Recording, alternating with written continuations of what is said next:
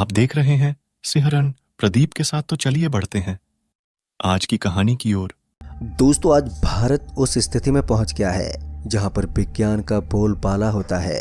आज भी लोग विज्ञान को बड़ा चढ़ाकर बोलते हैं और पुरानी चीजों के ऊपर बिल्कुल भी ध्यान नहीं देते।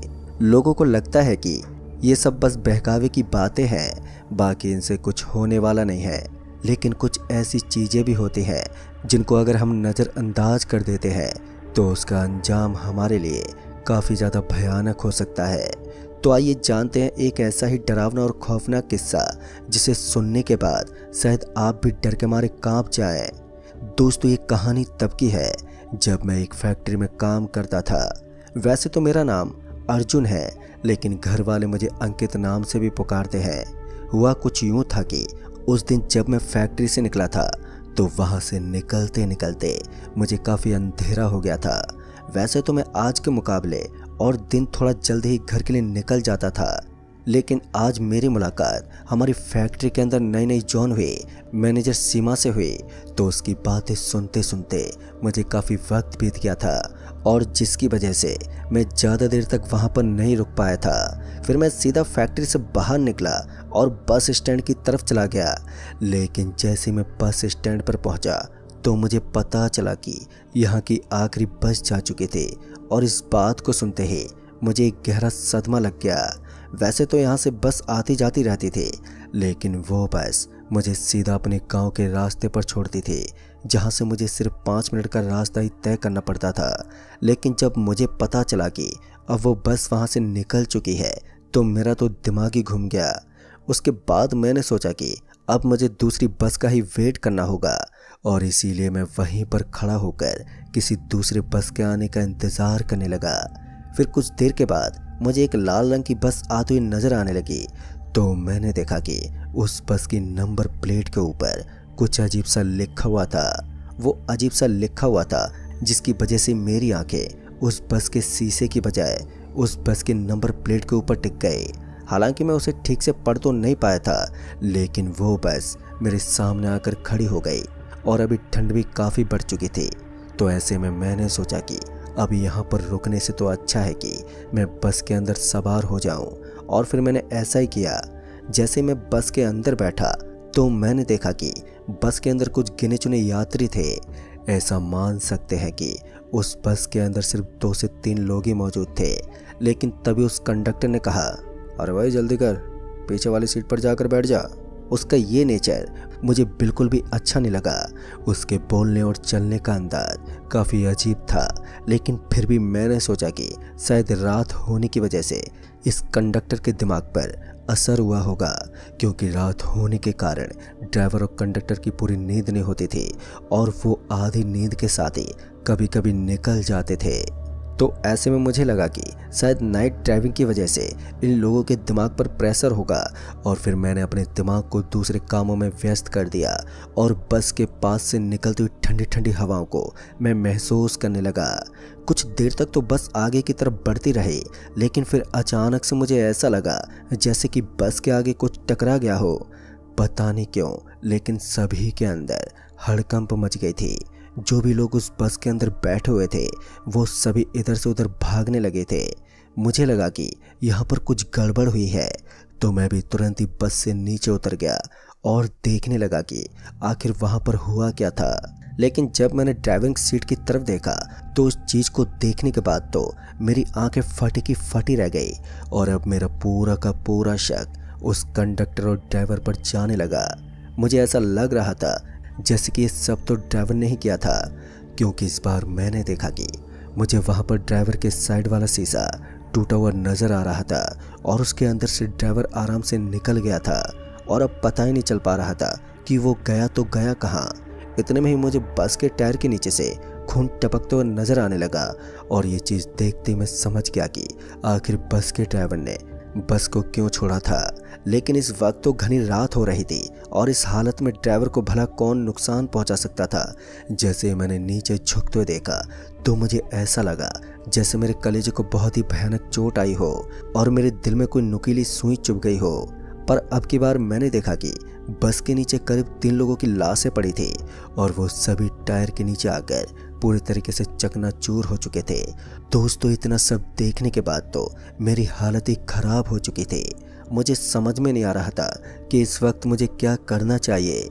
मौके का फ़ायदा उठाकर मैं भी उस ड्राइवर की तरह वहाँ से भागने की कोशिश में था, लेकिन अचानक से मुझे ऐसा लगा कि जैसे बहुत ही सारे लोग मेरी तरफ आ रहे थे और ऐसे में मैं वहाँ से भाग नहीं सकता था, क्योंकि मैं जानता था कि अगर मैंने यहाँ से भागने की कोशिश की तो वो लोग मुझे वैसे भी जिंदा नहीं छोड़ने वाले थे। इससे पहले कि मैं किसी को देख पाता कि अचानक से 17 या 18 आदमी मेरे अगल बगल में आकर खड़े हो गए और उनके हाथ में लंबे लंबे लोहे के पाइप थे, जिन्हें देखकर ऐसा लग रहा था कि वो मेरे ऊपर बरसाने वाले हैं।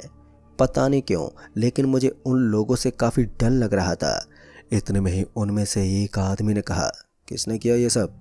दोस्तों, उसकी खोखार आवाज़ सुनते ही मैंने अपनी कांपती जुबान में कहा, वो ड्राइवर शीशा तोड़कर भाग गया था। मैंने बस इतना कहा ही था कि तभी उन लोगों ने इधर उधर देखना शुरू कर दिया और ठीक से देखने पर पता चला कि उस बस को वहां पर खड़े हुए लगभग एक अरसा बीत गया था। जब मैंने भी अपनी आंखों को मसलते हुए 2-3 बार उस तरफ देखा तो मैंने पाया कि उस बस के अंदर धूल का जमावड़ा था और साथ ही उसके अंदर से अजीब सी बदबू आ रही थी। ना जाने उस वक्त मुझे क्या हुआ था कि मैं किसी नशे की तरह महसूस करने लगा और बिना कुछ सोचे समझे उस बस के अंदर जाने लगा। तभी मैंने बस के अंदर पहला कदम रखा तो उसके साथ ही मुझे ऐसा लगा कि किसी ने पीछे से मुझे बहुत ही जोर का धक्का दिया था और मैं सामने जाकर एक सीट से टकरा गया। सीट से टकराते ही मैंने देखा कि वहाँ पर एक यात्री बैठा हुआ था और उस यात्री ने गहरे काले रंग के कपड़े पहन रखे थे और वो मेरी तरफ देखकर एक ठंडी ठंडी मुस्कान दे रहा था। ना जाने क्यों, लेकिन उसकी मुस्कान के अंदर मुझे एक अजीब सा डर महसूस हो रहा था। मैं बार बार उसकी तरफ देखता और फिर मैं दरवाजे की तरफ देखने की कोशिश करता, क्योंकि मुझे समझ में नहीं आ रहा था कि बस के अंदर मुझे धक्का किसने मारा था। फिर 3-4 बार इधर उधर देखने के बाद मुझे ऐसा लगा कि वो बस अब स्टार्ट हो चुकी थी।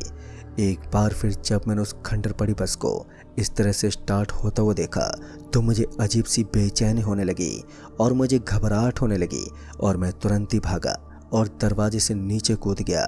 लेकिन इस बार मैं जैसे नीचे कूदा तो मैंने देखा कि मैं एक गहरी खाई के अंदर कूद गया था, जिसके अंदर चारों तरफ मुझे कीड़े मकोड़े नजर आ रहे थे और वो बस खड़ी हुई अभी भी दिखाई दे रही थी। अब मेरे पास सिर्फ एक ही रास्ता बच गया था, या तो मैं उस बस के अंदर जाकर अपनी जान बचा सकता था या फिर इन कीड़ों के हवाले चढ़कर अपना शरीर चकनाचूर करवा सकता था। अंत में मैंने रास्ता यही चुना कि मैं उस बस के अंदर फिर से चढ़ गया और जैसे मैं उस बस के अंदर गया तो वो सीट पर बैठा हुआ आदमी मेरी तरफ देखकर एक खुंखार और भयानक सी हंसी देने लगा। उसके दिल दहला देने वाले रूप से सच में मुझे भय महसूस हो रहा था और मुझे एक बात अभी भी समझ में नहीं आ रही थी कि आखिर ये हो क्या रहा था। कभी मैं बस से उतरता तो मुझे बहुत सारे लोग नजर आते और कभी जब मैं बस के अंदर चढ़ता तो मुझे एक ही आदमी नजर आता और कभी मैं किसी खाई के अंदर चला जाता। सच में ये काफ़ी अजीब था।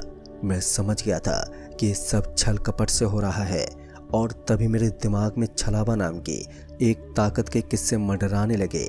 मुझे याद आने लगा कि किस तरह से मेरे दादाजी ने एक बार मुझे छलावा नाम की ताकत का एक किस्सा सुनाया था, जो हमारे गांव के आसपास की जगह में बहुत ही मशहूर हुआ करता था। कहीं ना कहीं आज भी मैं इस किस्से की गहराई के अंदर आ गया था और ना जाने कितने सारे सवाल मेरे दिमाग में उभरने लगे थे, लेकिन अब उनका एक ही जवाब था और वो था इन छल कपट से लड़ना। क्योंकि अगर मैं इस छलावे के जाल में लगातार फंसता जाता तो फिर मेरी ज़िंदगी और भी ज़्यादा खतरे के जाल में फंस सकती थी। इसीलिए मैं काफ़ी संभल कर काम लेना चाहता था। फिर उसके बाद मैंने उस बस के टूटे हुए सामने वाले कांच को ध्यान से देखा और ना जाने क्यों, लेकिन मुझे इस छलावे की दुनिया से बाहर निकलने का एक हल्का सा मार्ग नज़र आ रहा था। ऐसा लग रहा था कि जैसे मेरे दादाजी ने मुझे कहानी सुनाई थी, कहीं ना कहीं वैसे ही यहाँ पर एक रास्ता छुपा हुआ था और उस रास्ते को ढूंढने के लिए मुझे काफ़ी मुसीबतों को झेलना था। अगर मैंने दिमाग लगाकर सही से उस रास्ते को ढूंढ लिया तो फिर मैं बेहद ही आसानी से यहाँ से निकल जाऊँगा। अगर मैं दिमाग लगाने में नाकाम रहा तो फिर मेरी ज़िंदगी यहीं पर हमेशा हमेशा के लिए दफन हो जाएगी। इसलिए अब तो मुझे किसी भी हालत में अपनी जान बचाने की कोशिश करनी ही थी। ना जाने क्यों, लेकिन मुझे ऐसा ही लग रहा था कि अगर मैंने इस कांच को पार कर दिया तो शायद मेरी जान बच सकती थी, और इसीलिए मैं बार बार उस कांच की तरफ देखे जा रहा था। थोड़ी देर के बाद मुझे ऐसा लगा कि शायद ये कांच मेरी ज़िंदगी बचाने के लिए एक अहम भूमिका निभा सकता है, और फिर मैं उस कांच की तरफ जाने लगा। इससे पहले कि मैं उस कांच के पास पहुंच पाता कि किसी ने पीछे से मेरे शर्ट को पकड़ा और अचानक से मुझे पीछे की तरफ खींच लिया, और उसने मुझे इतनी तेज़ी से पीछे की तरफ खींचा था कि मैं 2 बार गुलाटियाँ खाकर वहीं पर नीचे गिर पड़ा। और मैं नीचे गिरने की वजह से मेरा पूरा शरीर हिल गया था और मेरे पूरे बदन के अंदर एक अजीब सी सनसनी मच गई थी। इससे पहले कि आगे मैं कुछ और कर पाता कि मुझे एक आवाज़ आई कि उस कांच के पास मत जाओ। उसकी ये बात सुनते मैं हैरान हो गया और मैं पलटते हुए अपने पीछे की तरफ देखने लगा। इस बार मैंने देखा कि मुझे अपने पीछे की तरफ एक लंबी कद काठी का एक बूढ़ा आदमी दिखाई दे रहा था, लेकिन उस बूढ़े आदमी के हाथ में ना ही तो कोई ऐसी चीज़ थी जो मुझे डरा सके, और ना ही उसका कोई रूप ज़्यादा डरावना था। वो बिल्कुल किसी नॉर्मल आदमी की तरह लग रहा था। इसलिए मुझे उस आदमी से बिल्कुल भी डर नहीं लगा और मैं उसके सामने छाती चौड़ी करके खड़ा हो गया। फिर वो बूढ़ा आदमी मेरे पास आया और उसने कहा, 3 साल पहले मैं भी तुम्हारे ही तरह इस बस के अंदर फंस गया था, लेकिन आज तक मैं इस बस से बाहर नहीं निकल पाया हूँ। अब मैं सिर्फ एक आत्मा के रूप में इसके अंदर कैद होकर रह गया हूँ। अगर तुम अपनी जान बचाना चाहते हो तो इस बस से तुम्हें जल्द से जल्द नीचे उतरना होगा, लेकिन याद रहे नीचे उतरते वक्त तुम्हें सिर्फ 3 मौके मिलने वाले हैं। तुमने 2 मौके पहले ही गंवा दिए हैं, और अगर तुमने इस आखिरी मौके को गंवा दिया तो फिर ये तुम्हारे लिए बहुत ही ज़्यादा खतरनाक हो सकता है। दोस्तों, उसकी बात सुनते ही मेरे रंगों में दौड़ता हुआ खून मानो एक बार के लिए जम गया था और मुझे अजीब सी गुदगुदी होने लगी थी। मुझे समझ में नहीं आ रहा था कि अब मैं करूं तो करूं क्या, क्योंकि मेरे तो सारे रास्ते अब बंद ही हो चुके थे। लेकिन पहले जैसे उस आदमी ने मुझे उस कांच के पास जाने से रोका था, तो मुझे इतना तो एहसास हो गया था कि कुछ ना कुछ रहस्य तो उस कांच के अंदर छुपा हुआ है, वरना कोई भी मुझे उस कांच के पास जाने से नहीं टोकता। दोस्तों, जिस तरह से वो कांच टूटा हुआ था उसी तरह से मुझे ऐसा लग रहा था कि यही है जो यहाँ से निकलने का दरवाज़ा है। और उसके बाद मैंने उस आदमी की तरफ देखते हुए कहा, अब मैं वापस कभी नहीं जाऊँगा। और इतना कहने के बाद मैं उस बस के टूटे हुए कांच की तरफ बढ़ने लगा, लेकिन उस आदमी ने फिर से मेरा शर्ट पकड़कर मुझे पीछे की तरफ खींच लिया। मुझे समझ में नहीं आ रहा था कि वो आदमी ये हरकतें क्यों कर रहा था। फिर जब मैंने उसे धक्का मारने की कोशिश की तो मेरा तो हाथ उसके आर पार हो गया। इसका मतलब साफ था कि वह मेरे सामने खड़ा आदमी एक पिशाच था और ये कभी भी मेरे साथ कुछ गलत कर सकता था। लेकिन इस वक्त सबसे ज़रूरी ये था कि मुझे इस बस से बाहर निकलना था। फिर इतने में ही मुझे ऐसा लगा कि बस के बाहर शोर शराबा होने लगा है, और जब मैंने पलटते हुए बाहर देखा तो मैंने पाया कि टूटे फूटे हाथ पैर और गर्दन कटी हुई दिखने वाले बहुत सारे डरावने से आदमी बस के बाहर खड़े हो गए थे, और वो मुझे अपना शिकार बनाने की तलाश में थे। मगर इससे पहले मैं रॉकेट की रफ्तार से भागा और उस ड्राइविंग सीट वाले कांच के पास पहुंचकर सीधा उसके अंदर घुस गया। और उसके बाद मुझे ऐसा लगा जैसे कि मैं आसमान की ऊंचाइयों से नीचे गिर रहा था। फिर कुछ देर के बाद जब मेरी आँख खुली तो मैंने देखा कि मैं उस बस की एक लास्ट वाली सीट पर बैठा हुआ था, और वो बस किसी खंडर की तरह एक सड़क के बगल में खड़ी थी। फिर मैं जल्दी से नीचे उतरा और अपनी जान बचाकर वहाँ से भाग गया।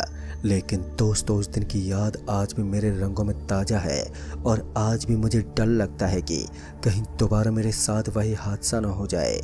दोस्तों, उस दिन मैं घर तो लौट गया था, लेकिन मुझे 7 दिन तक बहुत ही तेज़ बुखार रहा, और बुखार इतना तेज़ था कि मेरा शरीर काफ़ी दिनों के लिए टूट गया था और मैं कोई काम भी नहीं कर पाता था। लेकिन भगवान का शुक्र था कि उस दिन मैं अपनी जान बचाने में कामयाब हो गया और उस तीसरे मौके को नहीं गंवाया। तो दोस्तों, इस कहानी में बस इतना ही।